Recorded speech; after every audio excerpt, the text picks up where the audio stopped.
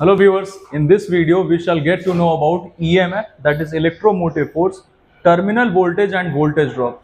Viewers, इसमें बहुत सारे लोगों को दिक्कत आता है। कुछ बच्चों ने भी मुझसे बोला कि सर इसमें बहुत दिक्कत आता है, इससे रिलेटेड न्यूमेरिकल्स नहीं सॉल्व होता है।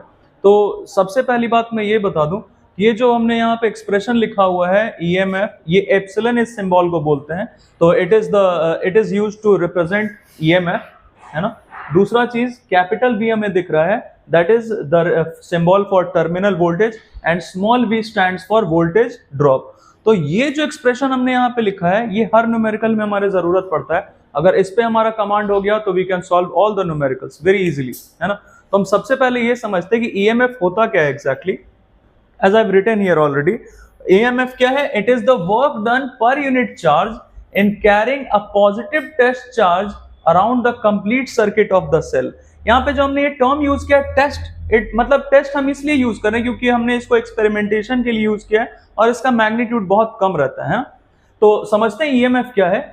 जैसे मान लेते हैं हमारे पास ये प्लस Q चार्ज है, इस प्लस Q चार्ज को complete circuit of the cell, complete circuit of the cell का मतलब सेल के अंदर भी, मतलब सेल के अंदर क्या है? इलेक्ट्रोलाइट। तो we have to carry this plus Q charge inside the cell, मतलब through the electrolyte inside the cell.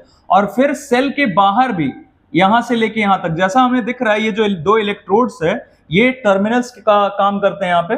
तो यहां से लेके ये जो हमारा ये पॉइंट दिख रहा है, यहां से लेके यहां तक लाना है। तो ये जो हमारा पार्ट है ये सेल के बाहर है ऑब्वियसली। तो इसका कहने का मतलब ये है कि अंदर भी सेल के कैरी करना है प्लस Q चार्ज को, और सेल के बाहर भी, मतलब through this circuit that is connected between the terminals of the cell. तो ये कंप्लीट सर्किट हो गया हमारा, अंदर भी और सेल के बाहर भी। तो जैसा दिख रहा है कि प्लस Q चार्ज है, मान लेते हैं कि इसको complete circuit of the cell में कैरी करने में हमें कैपिटल W वर्क करना पड़ा। तो +1 चार्ज को कैरी करने में कैपिटल W बाई Q करना पड़ेगा। यही कैपिटल W बाई Q होता है हमारा EMF, दैट इज एप्सिलॉन, है ना। तो जैसा हमें यहां दिख रहा है कि हमने यहां लिखा हुआ है work done per unit charge. Per unit charge का मतलब +1 charge in carrying a positive test charge. यही प्लस Q हमारा पॉजिटिव टेस्ट चार्ज है। तो अगर प्लस Q चार्ज को पूरे सेल के सर्किट में कैरी करने में कैपिटल W वर्क करना पड़ा, तो +1 मतलब यूनिट चार्ज को कैरी करने में कितना करना पड़ेगा? यूनिटरी मेथड लगाया, simple W by Q, that is the EMF, है ना। Now we move towards terminal voltage. Terminal voltage को हमने क्या डिफाइन किया? Work done per unit charge again in carrying the test charge through the circuit between terminals of the cell। इस बार सिर्फ terminals of cell के बीच में carry करना है। इसका क्या मतलब है जरा समझते हैं। अभी हमें अब complete circuit of the cell में कैरी नहीं करना है, अब इसको कैरी करना है सिर्फ यहां से यहां तक। ये जो हमारा पार्ट था that is between the terminals of the cell. देखते हैं ये हमारा जो सर्किट है, यहां से लेके यहां तक का सर्किट, ये सर्किट यहां से लेके यहां तक का सर्किट, ये ऑब्वियसली सेल के बाहर है। तो this time we have to carry this plus Q charge through this circuit that is connected between the terminals of the cell. फिर से हम वही चीज समझते हैं, प्लस Q चार्ज को अगर मान लेते हैं यहां से यहां तक सिर्फ सेल के बाहर कैरी करने में W डैश वर्क करना पड़ा, तो +1 को कैरी करने में कितना करना पड़ेगा? W dash by Q। यही W डैश बाई Q है हमारा capital V, that is terminal voltage. Okay, Now we come to voltage drop। ये क्या है? It is work done per unit charge again in carrying the positive test charge, कहां? Through the electrolyte inside the cell। मतलब इस बार फिर से यही plus Q charge है, लेकिन इस बार इस प्लस Q चार्ज को हमें कहां कैरी करना है?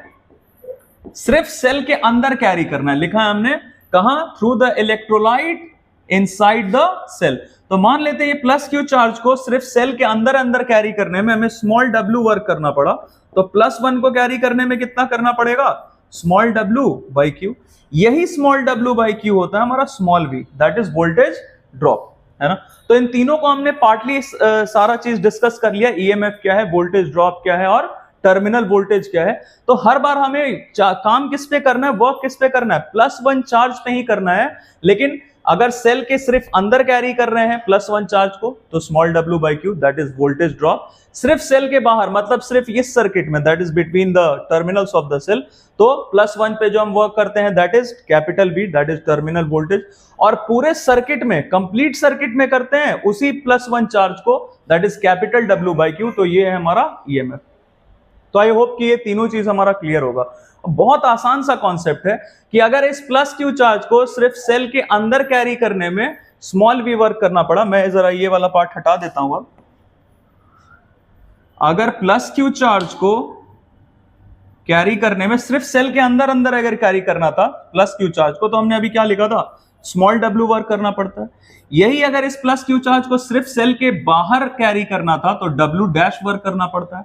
और इसी प्लस Q चार्ज को अगर complete circuit of the cell में कैरी करना है तो हमने क्या लिया था, कितना वर्क करना पड़ता है, capital W complete circuit of cell के लिए। तो अगर अंदर वाले वर्क को और बाहर वाले वर्क को ऐड कर दे तो ये क्या मिल जाएगा, complete circuit of the cell में जो वर्क है वो मिल जाएगा। मैथमेटिक्स में हम एक काम करते हैं कि दोनों तरफ सेम क्वांटिटी से डिवाइड मल्टीप्लाई वगैरह करते हैं, तो हम दोनों तरफ Q चार्ज से डिवाइड कर देते हैं प्लस Q से, है ना। तो यहां से हमें क्या मिलेगा देखते हैं, इसको अलग अलग डिवाइड करेंगे तो क्या होगा, small w by Q plus w dash by Q capital W by Q। इन तीनों का मतलब हमें पता है, अभी अभी हमने देखा स्मॉल w बाई Q क्या होता है, small v that is voltage drop, plus w dash by Q क्या था, capital V that is terminal voltage, and this ये w by Q capital W by Q that was epsilon that is EMF। तो ये जो हमने यहाँ पे derive किया है एक्सप्रेशन, ये बहुत काम का है। अब हमें ये दिख रहा है कि EMF is the summation of voltage drop and terminal voltage. एक छोटा सा एग्जांपल लेते हैं इसको थोड़ा और क्लियर करने के लिए। हम मार्केट से कोई सेल खरीद के लाएं, उसके ऊपर हमें जो लिखा हुआ दिखता है 1.6V 1.8V that is the EMF, मतलब टोटल उसमें पोटेंशियल डिफरेंस उतना है, लेकिन हम कभी भी पूरा यूज नहीं कर पाते हैं क्योंकि हमें दिख रहा है कि कैपिटल ये epsilon is equal to capital V plus small v। तो हम अगर ये पार्ट यूज नहीं कर पाते तो हम सिर्फ कौन सा पार्ट यूज कर पाते देखते हैं, हम सिर्फ ये यूज कर पाते हैं कैपिटल V जो हमारे काम आता है। मान लेते हैं 1.8V, ये 1.8 वोल्ट इसका EMF है, इसमें से हो सकता है कि हम सिर्फ 1.6 वोल्ट यूज कर पा रहे हो और बाकी का जो 0.2 का डिफरेंस दिख रहा है ये 0.2 होता है हमारा वोल्टेज ड्रॉप, जो कि हमारे किसी काम का नहीं रहता है। इसीलिए हम इस वोल्टेज ड्रॉप को लॉस्ट EMF भी बोलते हैं। अब एग्जैक्टली हम इसको लॉस्ट EMF क्यों बोलते हैं, ये सारा चीज भी हम बहुत आसानी से समझ सकते हैं।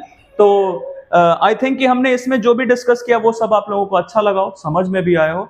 इन केस अगर आपको और भी कुछ जानना है इसके बारे में, वोल्टेज ड्रॉप, लॉस्ट EMF क्यों बोलते हैं जैसा मैंने बोला, या और भी कोई चीज जैसे इसके न्यूमेरिकल्स वगैरह हैं कैसे अटेम्प्ट करते हैं, तो आप मुझे बता सकते हैं। I shall try to post a video on that topic also as soon as possible. Thank you very much.